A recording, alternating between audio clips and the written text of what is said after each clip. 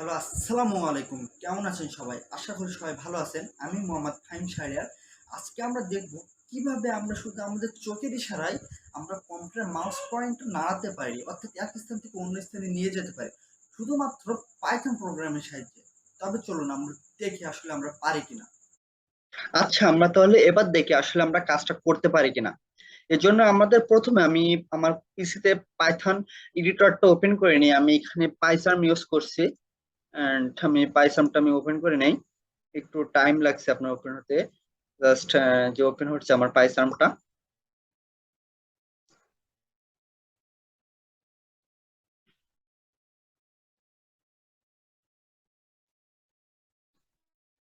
ওকে, পাইথনটা open হওয়ার পর দেখেন আমি আগে থেকে এখানে কিছু কোড করে রাখছি, যেহেতু আমাদের আহ অতটা সময় নাই আর কি, আমরা সহজে যেটা করতে পারি এই জন্য আগে থেকে আমি কিছু কোড করে রাখছি আর কি। এখন দেখি আমরা আমাদের চোখের সাহায্যে আমরা মাউস পয়েন্টার নাড়াতে পারি কিনা। এখন আমার প্রোগ্রামটা আমি ওপেন করে নিই। জাস্ট আমি এই যে প্রোগ্রামটা আমি ওপেন করে নিচ্ছি। এখন ওপেন হচ্ছে আমার প্রোগ্রামটা।